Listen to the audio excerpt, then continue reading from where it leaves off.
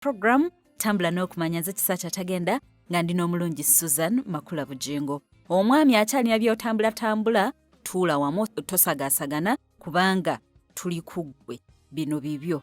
Omukyala ng'omwami we akyatambula mukwoneko omugambe ssebo omwena akatebe omusimbe ne kacaayi omugambe bino bikwata kuggwe.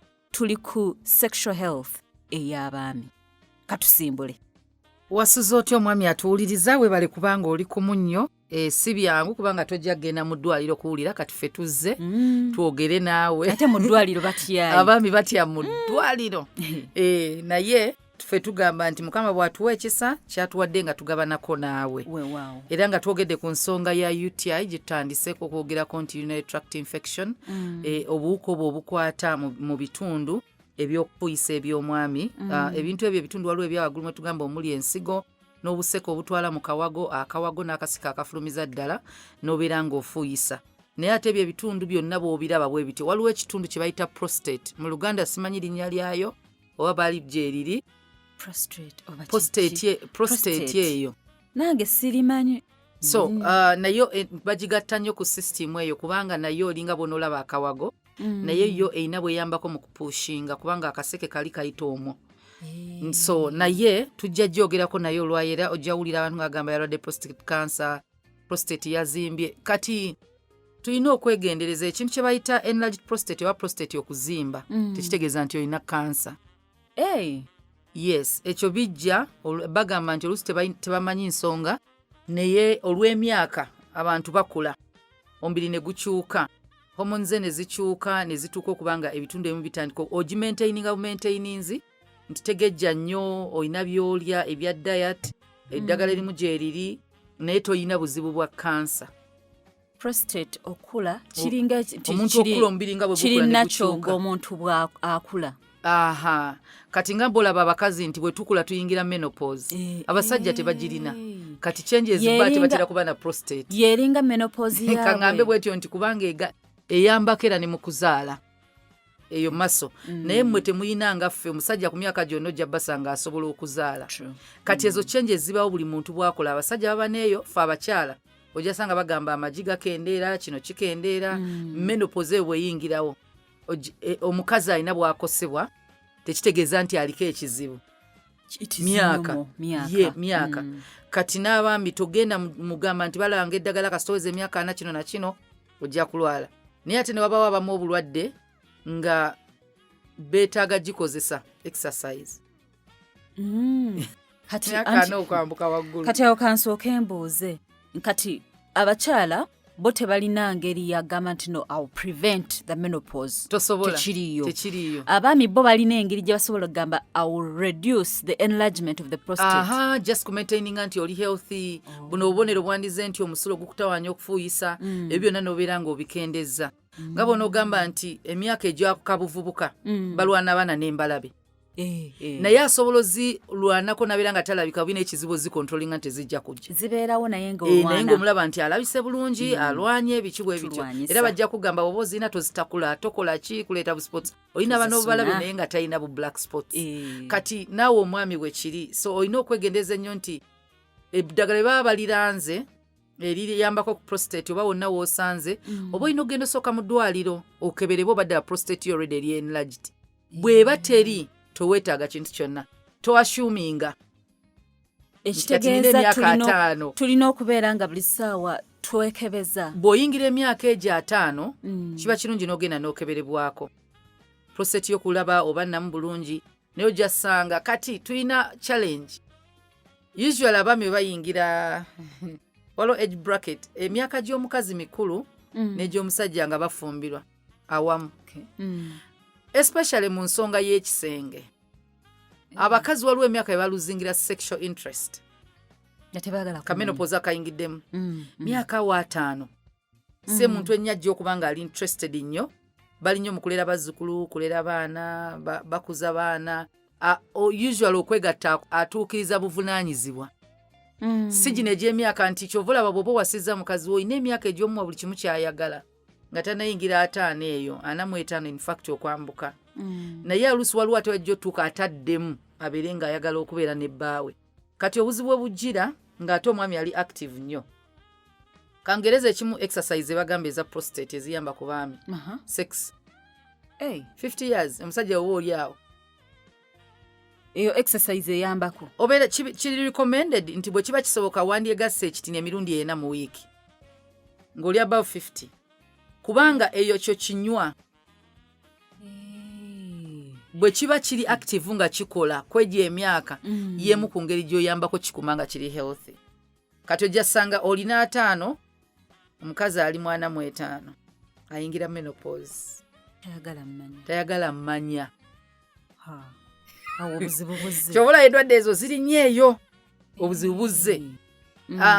Kati nti tujja kyobola nti waliwo tugenda otuuka emisomo gy'abakazi.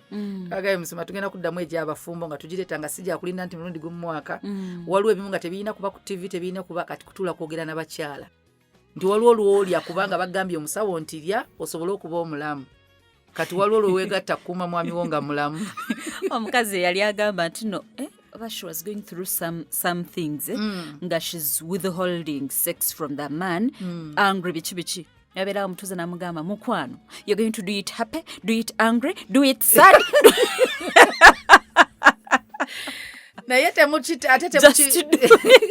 yes, it's your responsibility. Nga bw'otulaba nti ffenna tetwagala ggolokoka kiro. Naye kubanga olina omwana ow'okuyonsa, you wake up. Yeah. Kati tetugambye ate mu abavubuka nti Makula atugambye twegatte nnyo prostate ebeere namunedda mukwano. Twogera ku bantu ali 50 years and above. Prostate eri healthy, togikwata nako terina kyonoonya ng'ate bafumbo. Tuula oyogere ne mukyalawo.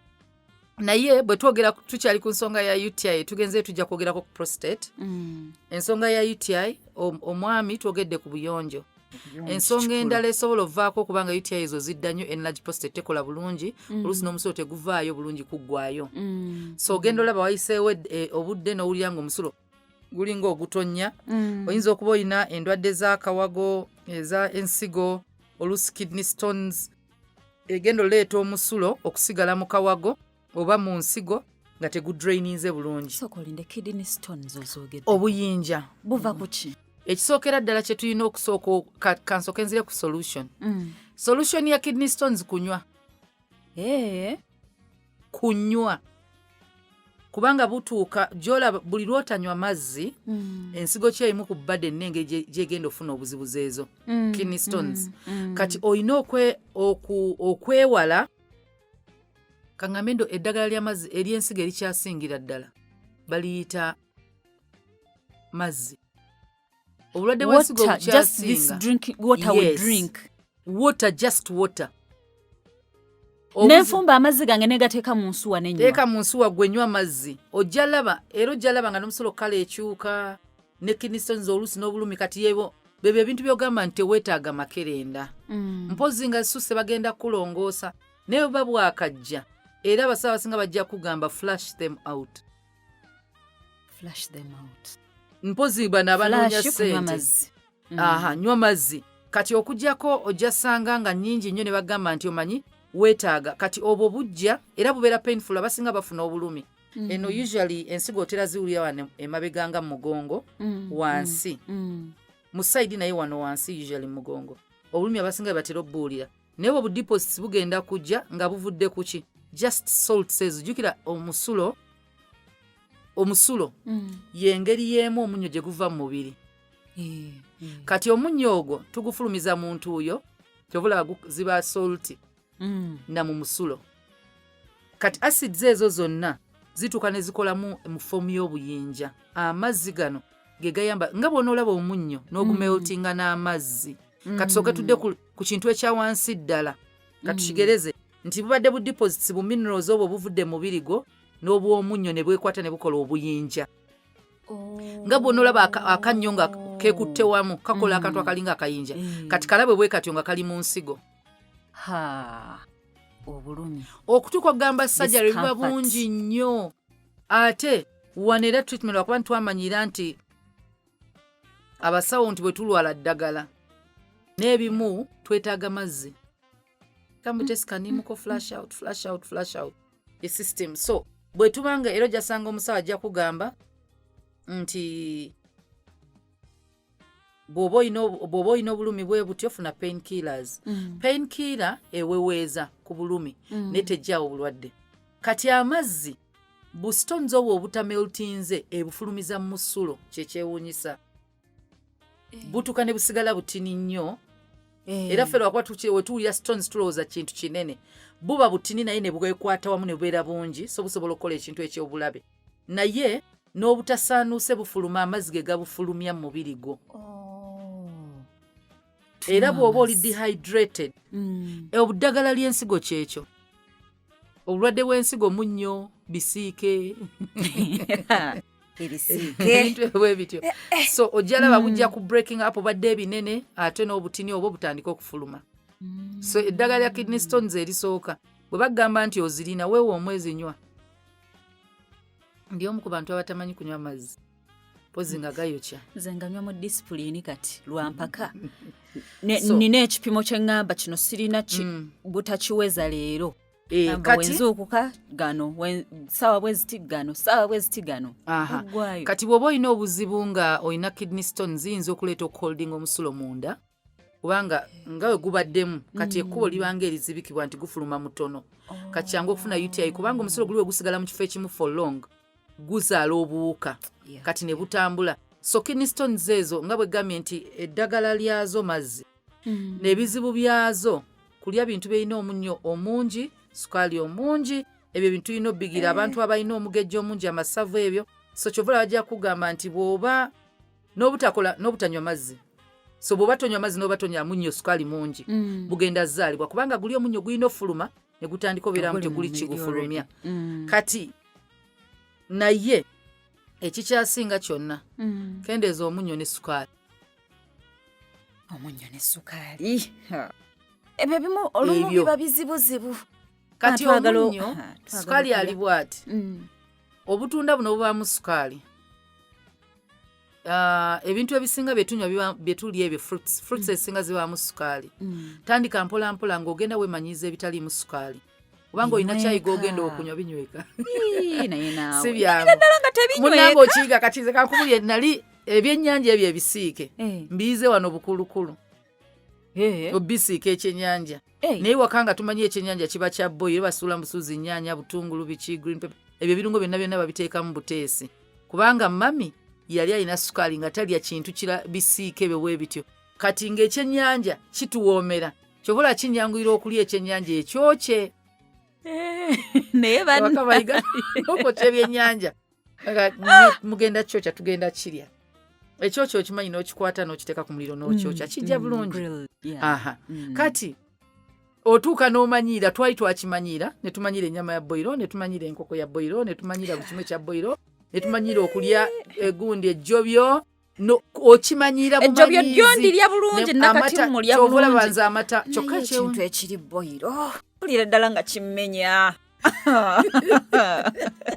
Kati kyekyo nti obesiga n'amasavu amangi nago gagenda leeta obuzibu. Oyinza obutagejja naye ng'olina oils nyingi. So eyo tujja kusomesa ku kidney stones naye kugamba nti by'ebimu ku bintu ebireeta omusulo okusigala mu mubiri gwo ne guzaala obuwuka. Okakana ofunye UTI. Obadde okyatugamba sukaali ono. Sukaali mu mukendeeze. Kendeeze ku sukaali. Kale bw'oba onywedde kubanga kangereze bw'onywa soda alimu sukaali. Oyo omutugamba ate sukaali mungi. Alinga gwe bateekamu owakajanja. Kati kitegeeza bw'onywa soda weesonyiwa obutundako olwo olunaku obulimu sukaali kubanga olwedde olina sukaali ali mubiri gwa yeetaaga ofuluma. Bw'onoonywa obutunda olunaku wamunywedde n'omumalayo wamunywedde waliwo ebika bya soda ebimu etagenda menya ku mpewo nga soda akacupa kamu aka 350 ml kalimu obujiko 10 obwa sukaali. Oyo sukaali mungi nga tomukozesa mpozi ng'oli bano abantu ababeera ab'ebigaali abakola egyo emirimu egy'amanyi kutikka migugu naye bw'oba oli wa ofiisi akacupa ka soda ako kakumala olunaku naye ate bw'okanywa bwe kiba kisobola nywa ne liita y'amazzi. Sukaali yo mungi. Y'amazzi nga nnene. Liita y'amazzi nnene. Liita y'amazzi si nnene. Ze tampeko 2. Nyingi size ntone eziryawo. So nywa amazzi kati ate abaami temutera tebaagala. Tebaagala naye abaami ennaku zino twabazuulidde naffe amagezi tujja bapakingira nga abaana abato boto mu nsawo we batabigaba anti kyekibategeera mugamba kati bw'otuuka mu ofiisi aga amazzi nywako obimupakingira bulungi n'omugamba gana amazzi nywako ngenda ganywa ewaka eyo twagobako soda tuuka n'okwegayira bannange kanyweyo kamu kati kasoda ako akamu lwakuba nti abamu bakozesa omubiri gwabwe naye kati sukaali asangibwa mu bintu bingi bw'olya fruits bw'onywa juice so tonywa soda awo sukaali tumulaba agenda kuba mungi kubanga ogenda nywa ne caayi abasinga banywa ebijiiko 2 n'anywa obugi n'agatta muli n'alya keeki ezo zonna soose za sukaali kati tetugamba sukaali wabulijjo naye olina ebintu ebirala by'olya bingi ebirina sukaali era ng'oyagala omanya nti weetaaga amazzi gwe biri owulira ennyonta ekulume kitegeeza omubiri gwo kati gudimandinga sukaali mungi bw'aba mungi katonda yakola emibiri gyaffe gisaba gyogera olina okunywa amazzi osaabululeko basobole omufulumya bagenda mufulumya so kati ensiga we zigenda otuyambako naye zisangibwamu obwo obuyinja obuzibu buzze ekintu ekirala ekitera okuleetera abaami okufuna UTIs be bantu ababadde nga balina bukatheta babateekamu obuseke obwo obw'okufukiramu bw'oba obadde n'endwadde yonna buteera bwe bulwamu oleeta infections kubanga akaseke bakayisa mu busajja so kasobola oleeta infection kayitamu omusulo biki bwe bityo naye bw'oba tobadde ku ekyo abalala immune system yammwe eri wansi obuli prone to any infection obuuka bwonna bukwata mangu immune system abasirikale baabo omubiri banafu ekisooka ekibanafu abaami temuwummula bagambeko abaami temuwummula mulina ofunayo ku kiseera ate oluusi okuwummula kwammwe tukwetaaga ffe ng'abakyala tetwogera naye tumisinga abaami baffe we miss you bwe tuba misinga oluusi tetumanyi kwogera tuba na busungu tuba bakaawu era ojja sanga omukazi ng'anyiiganyiiga nnyo ng'ayombayomba nnyo naye nga talina bwagamba njagala kubeerako naawe ekitegeeza olanga mukyala wanyiiganyiiga nnyo solution esooka sooka obeerewoko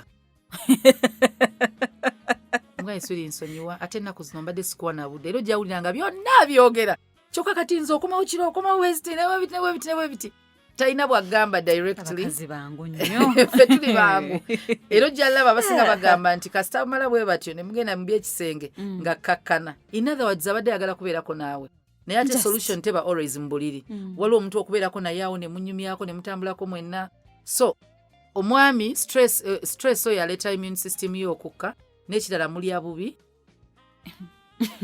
bubi omukyala bamuyita Becky Chosen Becky yayimba oluyimba byabangi ebintu byabangi ebyo abasajja mukyala wa kufumbira emmere eka naye n'osibe ng'olya burolex olya ebintu ebyo mbizzi n'olya ogenda okudda ewaka emmere gye wandiridde ezimba omubiri gwo n'otagirya kubanga okkusa ebintu bye badde olya eyo mu kibuga ebyabangi ebyo bakuwa ebyo chipusi biki byolimu so waliwo immune system yo webesse oba olina obulwadde bwonna weetaaga okubanga weerabirira obuuka obujja kukukwata so in case UTI egenda neekomawo neddayo zuula ddayo mu ddwaliro bakubuuzire kiva ku ki kubanga abasajja batono nnyo abakyafu gye bali naye ojja sanga ng'obukyafu oli agamba ndi muyonjo byonna mbikola nayinza okuba nga kidneys olinamu bu kidney stones obwo bukwata abantu abasinga nzijukira bankeberako nga nina kidney stones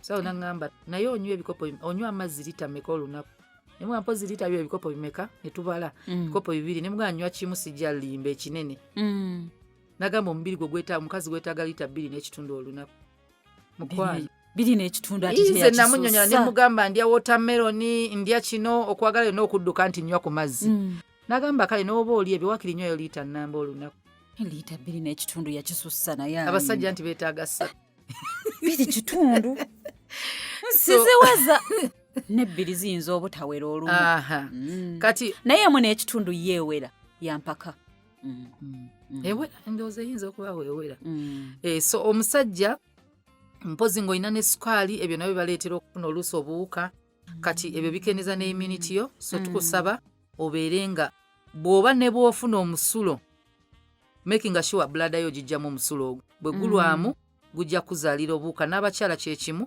kasita otandika owulira obulumi wansi wano mu lubuto kitegeeza akawago okukajjudde omusulo mungi ogusibye for long guganya okubanga gufuluma otuuka n'ogufulumya nga guwunya.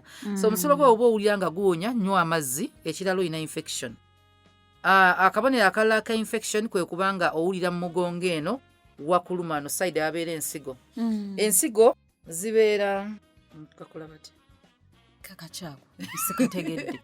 Ensigo bw'okola bw'oti omukono n'oguweta n'ogweteeka ku mubiri. Yes, ensigo zo we ziri side zombi.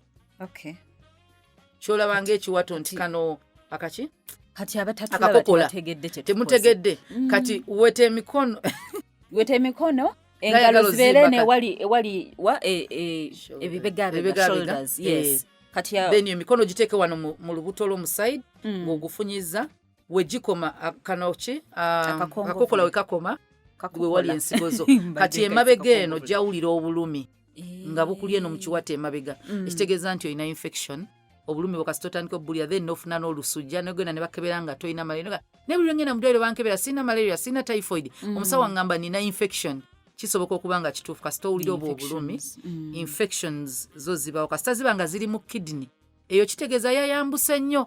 Bw'eba teyayambuse nnyo then yatandikidde waggulu ng'eva mu busigo obwo bustones obwo nga guludde muso. Olina kunywa kyekisooka. Abalala kwe kuwulira nga buli ssaawa owulira ng'omulwadde ayagala okusesema. Toli lubuto. So kisobola okubeerawo nga generally omusajja oli unwell. Ebintu byewuunyisa eri omukyala anoonya okufuna olubuto. Kyokka waliwo oli agamba bannange ye kikyo. Bulungi nnyo.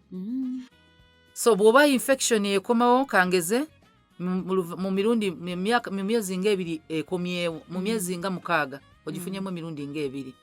Kitegeeza ekomawo either tewajjanjabwa kumalayo ddagala kubanga abasinga bwe tuwuliramu obulungi tulireka. Oba one of the culprits. Basobola okuwa eddagala nga lyali linafu ku infection gy'olina nga y'amaanyi nga weetaaga okujjanjabwa. Bw'oba obaddeko n'emabega eyo ng'olinamu obuzibu bw'ensigo weetaaga okukeberebwa. So bajja kukebera, bajja kukola testi oluusi za mu musaayi, bajja kukebera omusulo, oluusi bajja scanning ensigo zo, akawagoko oba kidney stones bazikebere. Kyonna kye banaaba bakebedde bakozesezza okukebera. Kasita usually bajjanjaba nga ne bakebera birala byonna ne bagamba manyi katukebera ensigo. Engeri gye bazikeberamu abasawo be basalawo. Naye temutya, abaami temutya malwaliro. Kale genda ne mukyala waako beesebeese. Bakubeesabeesa nabo nga babbebi. So ne bw'onooba ofunyeera ki bajja kuwayo bu painkiller, bakuweyo bu antibiotic obutwala kubanga bo tebatera kusussa nnaku nga 7 abasajja eddagala lyabwe. Nnaku katubale 7 oli ku buddagala.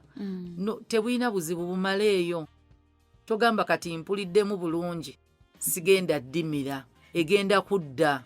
Ate ekizibu kudda nti omubiri gwe gugenda tandika obeera drug resistant nti kabanga akawuka kowadde eddagala ne katafa. Noddamu n'olikosa katandika oddimanyiira. Kati baba balina oddikukyusiza nga banga omuntu adde yeewa eddagala. So kati ng'omwami tukusaba naabwe funa treatment. Genda ofune treatment ogimaleyo ate totya genda mu ddwaliro ate nywa amazzi. Omusajja liita 3 ekitono. Ami tuli kumu. Mugendeeko mu malwaliro bannaayi babakebere. Tamala gejjanjaba. Ate baba weddagala mulimaleeyo. Woba otyayogera ne mukyala wajja kubeesabeesobere nga bebi. Munange abakyala wano tulina engeri gye tubatabukiramuko. Ne bagenda ne babakebera. Era omusajja atatya mukazi we oyo aba muzibu nnyo. Kizibu nnyo omusajja okubanga totya mukyala okubanga ffe twadda mu bifo by'abamaama. Aba muzibu nnyo. So bwe twogera ku musulo infections ezo zisobola okuva ne ku musulo ogugaanye okufuluma, so kye bayita urine retention. Kati omusulo gwe guba gwagaanye okufuluma. Omusulo gusobola okuba omusulo gaana okufuluma kitegeeza akawago kalina okufutta omusulo. Naye bwe guvuddeyo teguvuddeeyo wonna. Waliwo abasajja abakula mu myaka 65 okwambuka waggulu nti twala obudde bwo ng'oli mutooyi teweetaaga kupapa. Era abaana abatuwuliriza ng'olina omuzadde wali mu myaka 60 okwambuka waggulu. Mu ekirabo ky'osobola omuwa bw'omuzimbira ennyumba muteremu ettooyi y'okutuula. Kubanga awo kyangu ne bwasigala kutoyitani okusitama. Amagulu gano omugongo tasobola kusitama for long bw'aba mukyala. Bw'aba mwami ayinza okuyimirirawo n'agamba imbeere wano nga nnyimiridde mu ttooyi paka naye bw'atuula abeera okwo ne bwamalayo eddakiika ze kyova olaba abakulu abo ojja ssanga nga baketi emwanguyira mu kisenge kye nti naye bw'omuteera ettoyi mu kisenge kye nga si buli omu gy'akozesa omuzadde bw'omuzimbira mukolere ettooyi eyiye mu nnyumba mu kisenge kyabalala ne bakolera ezebweru latrini kubanga akaddiye lwaki nti omuntu ono omukulu yeetaaga obudde omusulo guno guvaayo mpola maso zaabwe zikaddiye tezikyakola nga zaffe ez'akawago kati aba ayinza okubalowooza amaliriza ge ne gutandika okujja wali osibyeko omusulo ne guba mungi nnyo n'ogenda n'ofuyisa oba olowooza guweddeyo ne gusigala nga bukyajja kati bwe babeera kati omusulo gwe ogusigalayo ate yajja kwefukira kubanga gujja fuluma gwe omukulu oyinza okugulemezaamu n'ogamba nti naye gwasigaddemu kati ogenda laba nga buli ssaawa olinga omusulo gwe guluma naye nagenze mu ttooyi gwasigaddemu kati abamu abo ebbanga eri emyaka egyo balina okutwala obudde bwabwe okufuuyisa twetaaga tubayambeko ng'abaana abaana abamu bagamba tebasobola naye abasinga basobola bazadde si priority tebabawa priority si priority ebirala byetuteeka priority bwe kiri nti osobola okukola birthday ya mukwano gwo oba baby shower n'owaayo emitwalo 4 n'emitwalo 3 n'emitwalo 2 nga zigula siiti eya toilet ewa maama wo taata wo mu kyalo kubanga ezo toilet ezo tezirina kye zitwala is just bakola drainage ennungi ne bakola biki ne bamuteeramu amazzi so blada ene akawago kano katereka omusulo ogumaze okusengejjebwa ensigo nga kubanga basengejja musaayi so bamala osengejja aga amazzi gonna agavaamu agateetaagibwa amazzi agateetaagibwa ge mazzi amangi nti omubiri gwo buli lwonywa omubiri gwo gwepimirako ne gugamba gano gammala ne gufulumya kyova olaba ateera we gaba mangi ennyo waliwo intoxication nga si kutamira kuno ne gafuuka ate obuzibu mu mubiri gwo naye kitegeeza ensigo z'olusi tezikola bulungi ewe ziba zikola bulungi gagenda kufuluma era gy'okoma okunywa ojjawulira nga ofuuyisa naye bw'oba muntu mukulu obanga olina obulwadde bwa infection toba na buzibu mu kufuuyisa gwenywa mazzi kubanga olina byojjanjaba so retention eno gana omusulo bwe gusigalayo munda gusobola oleetera omuntu ono okufuna obuwuka teguggwayo kati mbutaggwayo ki ekya blockinze omusulo kati bwetuuka okubanga buli ssaawa weekiri olina okugenda mu ddwaliro ne bakkebera kiki ekya blockinze mu lusekerwo oyinza okuba walongoosebwako kati nga enkovu yazimbamu nga olaba abakyala abamu bafuna enkovu ezo ezimba mu nseke kati nga waliwo blockage yonna eremesa omusulo okuggwamu oluusi obwongo bwo communication ey'obwongo abalala balinamu ezo kati nga olaba infection usually abalwadde ba UTI ne STIs ezo sexually transmitted infections zireeta nnyo blockage ezo akabootongo ebyo bwe bityo bireeta naye bw'oluusi bw'oba ate kati aba UTI ojja musanga ng'afuuyisa nnyo ng'obuzi tebusigalamu so tegusigalamu mungi ke kabonero akamu kati ono ali blocked kyonna ekirimu munda nga bwe twayogedde ku bu kidney stones ekyo kimu naye bw'oba olinamu ekintu kyonna oba waliwo enkovu eyayingiramu oba mulimu ekintu ekirimu ezimu bazituma si buli tuma nti kansa nti bw'oyogera tuma omuntu atya nga mulimu akazimba akazimba kasobola okuba kazze buzi ne wazimba nga bakuwa eddagala ne kagenda kyonna ekibulookinze kayinza n'okuba kana akaseke kaakafuuyisa nga ke kabulookinze kati ekyo abasawo bakijjanjaba olina okugenda mu ddwaliro bw'oba ofuna obuzibu obwo kubanga bugenda kuleetera okulwala ekintu ekirala ekitera oleeta obuzibu ly'eddagala erigwa mu kategori ya allergy erijjanjaba allergy erijjanjaba essenyiga ebyo nalyo lirina ebizibu lirina side effect eyo ey'okuleeta gundi urine retention lina side effect eyo so kati ekyo kiyinza okuba nga kizze kiseera nti oli ku ddagala kati eddagala lya ssenyiga kandizeeko side ku bakyala kubanga ebimu biba bikwatana eddagala bwe tuba twogera ku ddagala lyange n'abantu abali ku ddagala lya pressure erikakanya pressure limanyi okuleeta ekizibu ekyo so tolina bulwadde bwonna ekyo kinaavaawo n'ezimu eddagala lya hormones erya depression eryo lireeta obuzibu. Kati bwe twogera ku ddagala lya ssenyiga mu bakyala waliwo embeera gy'ogenda ofuna gye bayita vaginal dryness. Oli ku ddagala lya ssenyiga. Ssenyiga obusenyiga. Ssenyiga kitegeeza mucus yayiika minyira.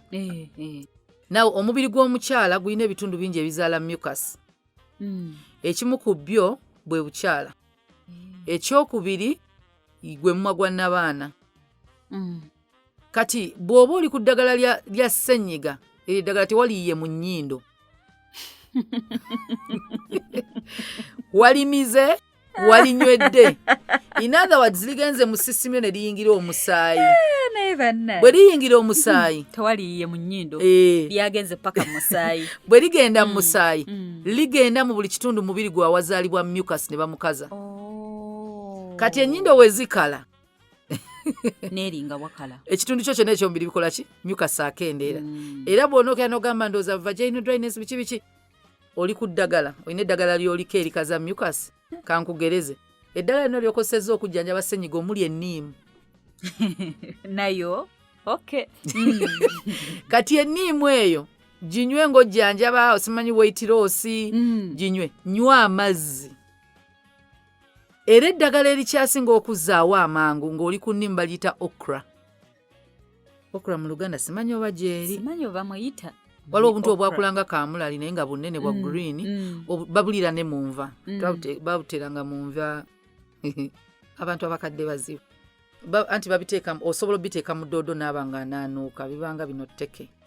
Byannema okulya.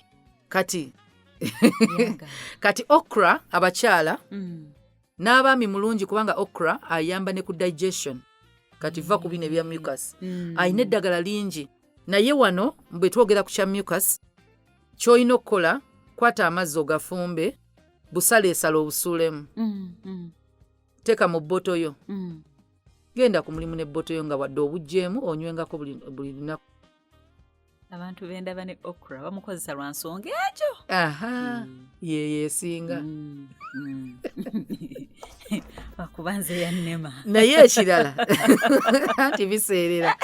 Kati kyoba okola tandika omugereza mugundi mu doodo. Doodo oba omungobyeko.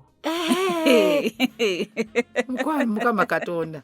Oba omungobyeko. So kyolina omanya nti okra oyo fenna ne bwoba omulidde mu nva. Okra mulungi. Okra ayamba ku digestion olubuto olwekutte. Okra ayamba ddagala lya kansa, ddagala lya sukaali, ddagala lya stroke, ddagala lya mitima. Okra just this okra we see. Yes. Kataliiko bakazi oba basajja.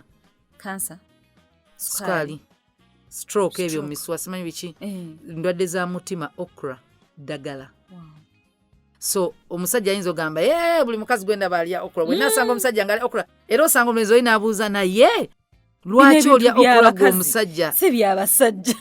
So it is an antioxidant nkyobola bagamba ayambako mu kulwanyisa kansa. So ebyo kiri beneficial nnyo naye n'abakyala skin yaffe okaddiwe ennyo okra ajja kigattawo. Ekyolaba ekyo ekinaanuka bw'agenda okukola olususu okubanga ludda buto. Osobola omwesiiga obwesiizi. Mwesiige. Nga bwe weesiga eggi. Kanveeyo eyo kubanga okra agobenkanyanya kati ate omukyala gwendi naye tulabika bwate tugenda kukwatagana na okra. Ekyo tetukita. So bwe twogera ku nsonga z'omusulo ogwo nga bwe tugambye abaami olina okuba nga wejjanjaba oba ebintu ebimu ebiyinza okukuleetako okubanga omusulo gusigala tofuka bulungi. Owulira agency buli ssaawa ey'okufuka kitegeeza guli gwe wafuse tegwasigaddemu tegwaweddemu. Abamu batuuka n'okuba nga azimbye. So ebyo byonna birina biyinza okuba nga bijja kuviirako okufuna infection. Kati abasajja era tubajjukiza ndowooza buli ssaawa twogere nti gendako mu ddwaliro. Gendeko mu ddwaliro. Now bw'otya okusaasaanya ssente mu kukeberebwa ojja zisaasaanya mu bulwadde. Bwe kiri. Ate awo nga tolina ngeri ya kyewala. Ng'ate kingi. Era twagala naye twetaaga endowooza abakugu kubanga abakyala tugenda baleetera abakugu. Ndowooza tugenda kwetaaga abakugu bajje ekkanani tubateere wali tenti abasajja boogereko n'abakugu. Kubanga amalwaliro. N'abasaba abasajja bagamba babuulire. Abasajja tutuulawo omusajja najja. Nkubuulire. N'omugamba. Abakugu bajja kujja. Abasajja bajja kusigala mu butebe bwabwe. Balage nti bo basaba nnyo. okujjako ng'atudde mu kyalo nga mumanyi tugende nze kubuye omusawo omu yaŋŋamba nti waliwo omwami yagenda mu ddwaliro nga bagenda kati bakubuulira engeri gye bagenda okukebera biki yamubuulira kati tugenda kukebera tests zo tuzikebera bwe tuti bakuteekateeka nti oleke gwa kubeera ng'olinga ali surprised bwe bamala omubuulira nagamba kale siina buzibu essaawa eyo yeekubira essimu teyadda naga n'atuula nagamba nasugenda okebera omwami ono obudde bugenze ki ajje tumukebere bagenda tukebweru nga taliwo babuzaawo ku bakkiriina ne bagamba twamulabye akwata eri ekkubo omugamba nti bagenda munyiga busidzi bwe nga babukebere oba buliko ekizibu mukebera ku ddiiru ki ekyo kyokka kyamuddusa abasajja baffe nabo bazibu nnyo buli kimu bakitya babitya so omwami bw'olaba ng'omusulo olina obuzibu bw'okufuuyisa ng'omusulo teguvaayo changing a position y'okufuuyisa tuula kyetuve tugamba nti funa toilet ey'okutuulako bw'oyimirira nawe nnyini obeera nervous ne muscles zo tezikola bulungi tuula bw'otuula ojja kuba more relaxed kati muscles zo zirelaxinga omusulo guvaayo gwokka abakadde bannange tubakolera ettooyi ezo si za bbeeyi nnyo change position omusulo gujja vaayo bulungi ne namba 2 era ojja gikola bulungi nnyo ekyokubiri bw'olaba ng'omusulo gugaaniddeyo kwata waliwo ze bayita hot water bottle bimanyi bino abakazi tutera obigula ne tubiteeka ku lubuto oluusi nga tuli mu periods babitunda mu kibuga mwebiri babiyita bi hot water bottles babiteeka ku mubiri oba kwata kale ekintu kyonna kyosobola oteekamu amazzi agookya nga tegaakwookya ennyo kati naawe omusajja wano wansi w'olubuto waliwo fe abakazi oyinza olowooza ntulinawo nabaana yokka naye ne bulaada eri kumpi eri ebbugumu liyingira mu lususu paka ku bulaada yo kati kasite feelinga that warmth ejja kuta omusulo ejja kuta omusulo ekikulu ebintu ebimu tubirabanga ebyabakazi bokka kati oli atalina cramps za period agikozesa ki ebbugumu liringa mbaana omwana omuto zoba tumanyi oziwa abakadde n'ogiteeka mu buliri egyatadde ebigere naye bakafuna ebbugumu naye ekirala kendeeza ebintu ebirimu caffeine ebintu ebiringa soda eyo soda wa black majaani amangi bijja kuleeta okufuuyisa buli ssaawa ate oba olina okunywa kendeeza omwenge chocolate wa black alimu caffeine ebintu bwe bityo kendeezaako ng'omwami nammwe abakyala ku bintu ebya kidney stones weetaaga ebintu ebi kati omuntu yeebuuza lwaki bwe nnywa omwenge nfuuyisa nnyo lwaki bwe nnywa sooda nfuuyisa nnyo ensonga eri bweti ekintu ebirungo ebiri mu mwenge ne sooda byetaaga amazzi bwe bigenda mu mubiri bidraininga amazzi agali mu mubiri kati omubiri engeri gye guba gwetaaga amazzi nkiyita oba ku digestinga kati omwenge guno mu mubiri tebagulabanga mazzi bagusindika direct mu kibumba gubanga butwa kati mu kubanga baagala okulongoosa omubiri gwe bagenda kwetaaga amazzi kati mu kwetaaga amazzi omubiri gwe gutandika okugasikayo yonna gye gali water search kyekigambo ekituufu ne bajjayo amazzi yonna gye gali bwe gajja gasobole okukendeeza kafeini yono obutakulwaza n'omwenge obutakulwaza kati we bagasikayo omulundi ogumu ne gaba mangi then ensigo zirina okulwana galeke kuba mangi ate kulwaza nga buli ssaawa ofuka era bw'onywa omwenge ojja tuuka ekiseera kati nga tokyafuuyisa ne bagamba oyo ekimufusa kubanga amakya yakaguyiga nedda buli we gugendamu osooka n'ofuuyisa kati bw'oba tolina mazzi mu mubiri mutwe gukuluma ng'onywedde omwenge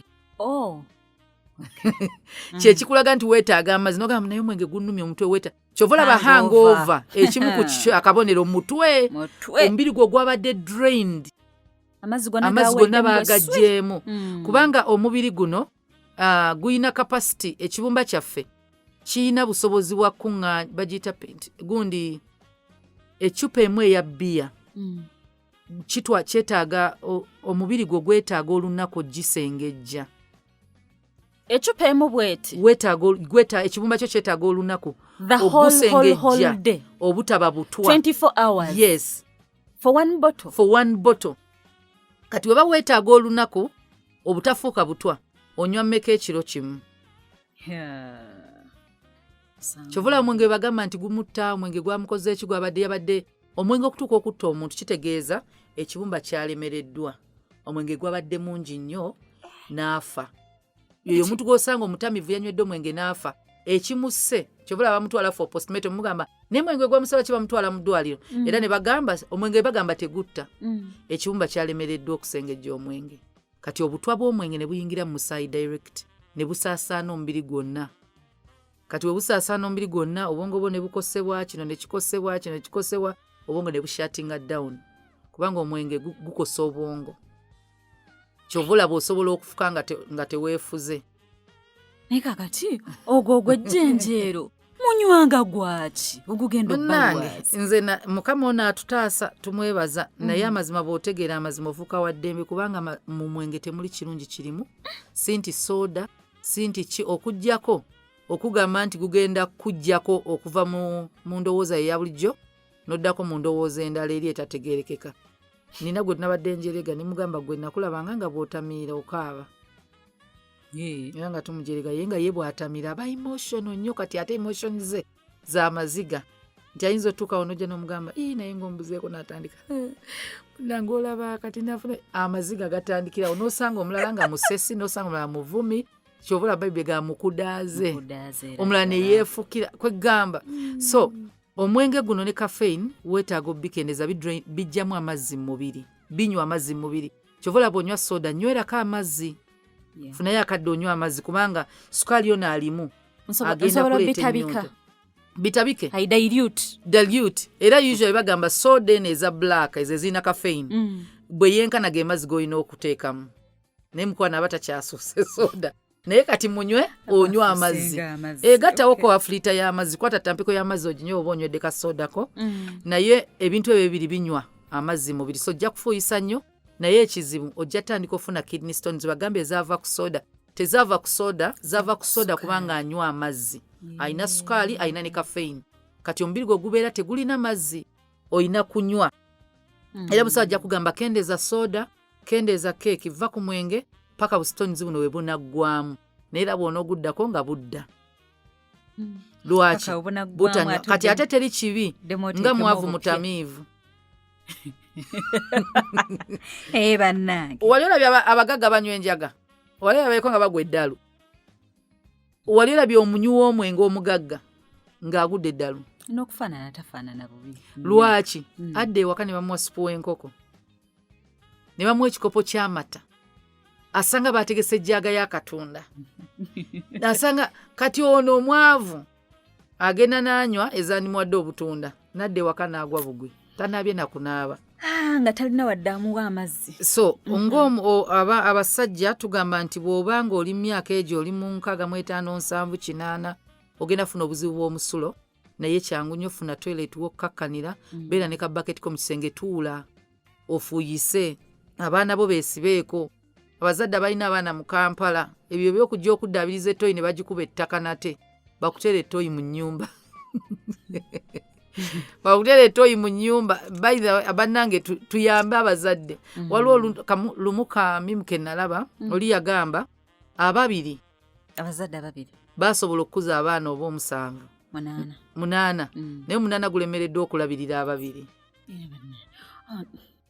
oba kiki oba bunafu naye sitaani atuziba amaaso abaana muli 8 ne mulemererwa okulabirira bano ababiri buli omu agamba gundi ajja kikola gundi ajja kikola gundi ajja kikola lwaki temwesonda mu 5 buli mwezi nemumanya n'ekirala abaana bwe tuba tusaba saba nnyo Katonda akuwa ssente nga zirina ensonga be intentional ku ssaala zo musabeeyo ssente nga zirina omubulire ssente zigenda kukola kyajja zireeta ajja zireeta omugambe nkusabayo ssente nga waliwo ezizo kituufu ezo zeetaaga naye musabeeyo ssente kati nga si zo nga toli selfish zigenda labirira ku bantu abalala omugambe njagala kusimbira mami njagala mukolera kino kubanga abaagala nabo babe bulungi ajja zireeta ssente bw'osaba omugagga nti bannange nsaba ngaggawale mukama nenamuyita omugagga era mugagga omugamba mukama nsaba ompe ssente bazadde bange baleke ekkaddiira munnako kufa nnako ajja zikuwa tukyuse engeri gyetusaba basabeeko mukama ajja zikuwa tuzisabe ate mukama tamma ye akatalekeka ennaku zino ssenyiga mungi n'ebifuba eddagala erisooka lya juice eddala lya caayi kati sooke tukola erya juice kwata carrot gikube n'entangawuzi, teekamu akajiiko akatini ak'ekinzaali kino ekiganda kye tebayita turmeric, teekamu akaniimu, kwata akaweke kamu ak'akatungulu ccumu, kakubiremu. Katungulu ccumu ono it's an antiviral, kye bayita ssenyiga si bacteria. Kyobula omwana we bamuwa syrup nga ya antibacteria, ssenyiga akona, because akawuka ka ssenyiga it's a virus. So katungulu ccumu yajja kukola, then jingo ono ye bintu ebimu bye tugamba nti biri anti-inflammatory. Kati bw'okwata tugambe juice, kwata carrot, kwata entangawuzi, kwata akaniimu, akaniimu akajja kaza mmiko asinga bwe twagambye, kwata ekinzaali ekiganda akajiiko akatini, then oteekemu ne ka garlic, awo ogenda kukola juice. Then osobola okukwata enniimu ne garlic ne turmeric, this time temuli kitaliimu ye carrot, n'entangawuzi. Toteweetaaga bifumba, kwata akaniimu okakamuliremu kitundu kyayo mu kikopo kimu ttampeko, okamuliremu, then onywe. N'omwana omuto, omwana ali below 1 year, tomuwa mubisi gwa njuki, gubalwaza. Omubisi gw'enjuki gulwaliza ddala abaana. Below 1 year tanywa mubisi gwa njuki. So above 1 year osobola omuwa omubisi gw'enjuki, naye bw'oba togulina, amanyire liba ddagala nga temuli mubisi gwa njuki, tossaamu sukaali. Mu mazzi agabuguma agookya, omuwanywe nga bwanywa caayi. Lwaki tukendeeza eddagala lye tuwa abaana ezzungu. Oyinza okugamba biruddewo okuwona n'ebigenda wona, it's a process, ka virus ako kagende nga kava mu mubiri. Tutandika obbibamanyiza nga lyeddagala. Bwe kiba kifuba, kwata kamwambala butonnya, kafumbe ne kalituusi. Waliwo akati kakula kalina obukola butini bungi, biyiika bwe biti nga bumyufu, obumuli bubinga bumyufu, kalina obuntu obulinga obusigo bwe buti butini nnyo naye bukaluba. Tebayita mwambala butonnya, yoyo eddagala lya kifuba. Kati ate wange ndi mukyalo mwambala butonnya. Era ddala abeera ayambadde. Owulidde eddagala twavoidinga eryo eddagala ezzungu, tulina ebintu bye tusobola okukozesa. Obyawulidde ssenyiga, kifuba, mwambala butonnya n'ekikalituusi. Fumbira wamu naye eddakiika, fumbira eddakiika 2 zokka, then tampeko emu ekumala omuntu omukulu ku makya n'olweggulo. Omwana omuto omyaka 15 okka wansi oba just half ku makya ne half olweggulo. Nga kiwedde. Musibe bulungi, mweraba.